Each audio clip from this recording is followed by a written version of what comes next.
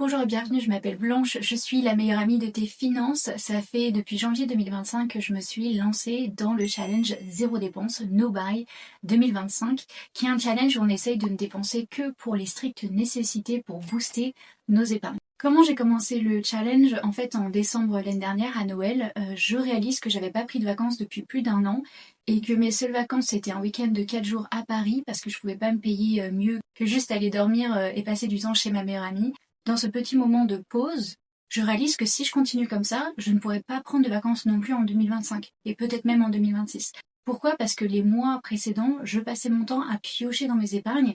Donc j'avais un petit salaire, mais j'aurais pu très bien vivre dessus, mais je faisais pas attention à mes dépenses et je passais mon temps à les voler chaque mois dans mon épargne et donc je mettais vraiment rien de côté. Et j'allais finir très mal dans mes finances si je continuais comme ça, à juste prendre dans mes épargnes et ne jamais mettre de côté, puisque mes épargnes, malheureusement, ont un fond. En fait, au bout d'un moment, ça s'arrête. Au bout d'un moment, il n'y a plus d'argent. Donc en janvier de cette année, j'ai décidé de lancer le challenge zéro dépense pour moi-même. Je me suis dit que c'était dur de faire ça toute seule, j'avais pas d'amis autour de moi qui voulaient vraiment le faire avec moi. Et là, je me suis rappelé que j'avais une communauté de 2000 personnes sur YouTube, j'avais 2000 abonnés à l'époque, et que peut-être ça intéresserait une ou deux personnes. Vraiment, je m'attendais à ça.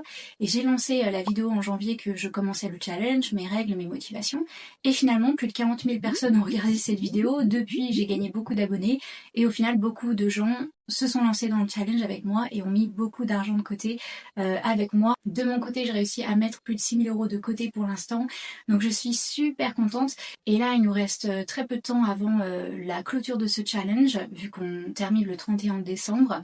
Et finalement, j'ai décidé de ne pas arrêter le challenge. Si ça t'intéresse, on va le reprendre en janvier, mais alors le 2.0, le nouveau niveau du challenge.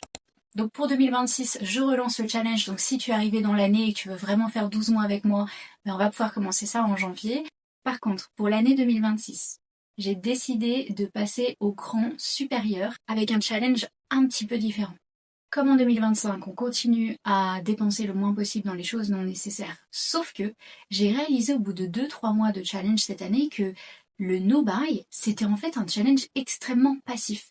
Si on veut juste arrêter de dépenser, ben on peut rester chez soi, lire et regarder Netflix toute la journée et on ne dépensera pas. Mais à côté de ça, le reste de notre vie en pâtit. On n'est pas en train de découvrir des nouveaux lieux, des nouvelles activités, d'apprendre de nouvelles compétences, d'apprendre nous-mêmes sur notre façon de dépenser. On se dit juste, je fais une pause pendant un an et l'année prochaine, ça reprendra plus belle. C'est pas du tout ça le but.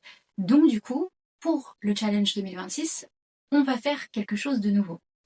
En effet, on va garder la base du fait d'essayer de dépenser le moins possible. Mais en plus de ça, je suis en train de te concocter un challenge sur mesure. En gros, comment ça va se passer, c'est que chaque mois, je vais te proposer un challenge différent. Pour le mois de janvier, on va faire ce challenge. Pour le mois de mars, on va faire ce challenge. Et dans le mois, du coup, on va avoir quelque chose dans notre viseur pour pas seulement arrêter de dépenser, mais découvrir des activités qu'on aime faire, qui sont gratuites, faire des grands rangements dans notre maison, dans notre appartement, découvrir des blocages psychologiques qu'on a autour de nos finances. On va faire tout un travail pour que fin 2026, déjà on ait mis plein de sous de côté au maximum, on ait passé une super année à s'éclater, à apprendre des nouvelles choses, avoir un espace qui est rangé, qui est lumineux, qui est bien plus en phase avec qui on est au lieu d'être encombré de partout. Bref, 2026, ça va être notre année de retour aux sources, de revenir à l'essentiel. Et d'ailleurs, si tu me connais, tu sais que je suis professeure de yoga et tarologue. Du coup, j'aime bien la numérologie et 2025, c'était une année 9. 2 plus 2 plus 5, c'est une année 9. Et en 2026, on passe à une année 1. Parce que 2 plus 2 plus 6, 2026, ça fait 10, 1 plus 0, 1. Bref, l'année 2026, c'est une année 1. Donc là, 2025, on est en train de fermer quelque chose, de terminer une saison de notre vie, de relâcher des choses. Il y a beaucoup de gens qui changent de carrière, qui démissionnent, qui changent de ville, etc. Parce que là, on est en train de clôturer une saison de notre vie. Et 2026, ça sera l'année 1 de notre nouvelle saison, de notre nouvelle série, de notre propre vie où on est le héros. Et du coup, quoi de mieux pour se relancer sur une belle saison que de faire le point sur nos finances, notre vie. Vraiment parce que le challenge, il va au-delà de juste les finances, il va vraiment sur qui on est, qui on veut devenir, nos compétences, comment gagner plus d'argent, etc. Donc c'est ça que je te prépare pour 2026. J'ai tellement hâte. Je suis déjà en train de préparer un PDF de fou, de folie, avec chaque mois, chaque challenge, des exercices d'écriture, de visualisation, etc. Et j'ai besoin de toi. Donc, Déjà dans les dernières vidéos, il y en a plein qui m'ont aidé par commentaire en me donnant des idées de challenge qu'on pourrait faire. Donc ça c'est bon, c'est clôturé. Et là on passe à la phase numéro 2 de préparation qui est que j'adorerais faire des collaborations avec d'autres youtubeurs pour qu'on fasse le challenge ensemble. Ce que je veux dire, c'est que moi je suis dans mon coin, à la fin du mois je te donne une vidéo où je te fais un retour d'expérience, où je te donne des petites astuces, des petites idées qui moi m'ont aidé à relever le défi tout simplement, sauf que je le fais toute seule. Et je me suis dit ça serait pas mal d'avoir un collaborateur n'importe où dans le monde, un autre youtubeur qui ferait un mois de challenge avec moi. Donc il choisirait sur la liste que j'ai de tous les challenges, qui sont très différents, hein. Il y en a c'est pour apprendre quelque chose, il y en a c'est pour tester quelque chose de nouveau, il y en a c'est vraiment pur et dur, zéro achat pendant quelques temps, et que ce youtubeur fasse l'expérience en même temps que moi, et qu'à la fin du mois du coup on fasse chacun notre vidéo sur notre retour d'expérience, mais de notre vision. Comme ça tu aurais une autre façon de voir la situation et d'autres idées avec cette personne-là. Donc si jamais tu es un youtubeur ou tu connais un youtubeur qui est dans le monde du développement personnel, du fashion, de la finance ou quoi ou qu'est-ce, n'hésite pas à lui envoyer ma vidéo parce que ça serait trop bien que j'arrive à trouver 12 personnes. J'en ai trouvé une seule pour l'instant. C'est Juliette la Tulipe qui va faire un mois de challenge avec moi. Donc ça va être super cool d'avoir un échange comme ça. Voilà ce que je prépare, donc j'espère vraiment que je vais réussir à trouver quelques youtubeurs pour faire le challenge avec moi et après te le proposer en vidéo. Donc voilà le plan, le but c'est vraiment qu'on soit motivés ensemble, qu'on apprenne de nouvelles compétences, qu'on mette plein de sous de côté, que l'année 2026 commence sur les chapeaux de roue comme on dit. Donc maintenant, quoi faire en attendant 2026? Tu peux déjà faire le challenge zéro dépense en faisant attention à tes dépenses, surtout que Noël va arriver et que ça peut être compliqué pour beaucoup de personnes.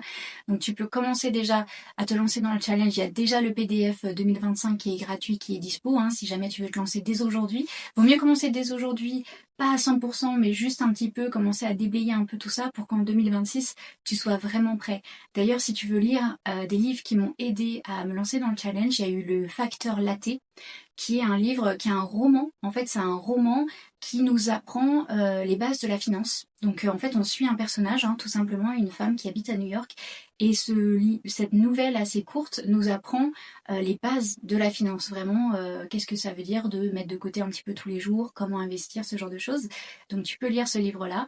Et un autre livre que j'ai adoré, mais je l'ai pas trouvé en français, c'est Happy Money. C'est l'art japonais d'épargner et d'être heureux avec son argent, de voir l'argent d'une autre façon que juste le fait d'en manquer ou de toujours vouloir être un peu radin, etc. Parce que le but du challenge, c'est pas de nous radiniser, ça n'existe pas ce mot, mais c'est vraiment d'être en conscience de ce qu'on a et de ce qu'on peut faire de notre argent, parce que le but de mettre de côté le challenge zéro dépense, c'est d'assouvir, de réussir, d'aller vers un de nos rêves. Moi, mon rêve de l'année 2025, c'était enfin de pouvoir partir en vacances. Et encore mieux, c'était à l'autre bout du monde. Et je pars au Sri Lanka dans moins de 40 jours. Donc, j'ai super hâte. Et c'est ça, le but, c'est de se rendre compte que chaque jour, on fait des choix avec notre argent, sans s'en rendre compte, dépenser par-ci, par-là, par-ci, par-là. Et de reprendre le contrôle et vraiment observer ses choix et observer ses dépenses, ça fait qu'on va se dire, mais finalement, je préférais ne pas me payer des lattés tous les jours, le Latte Factor. Ce livre a été écrit pour moi.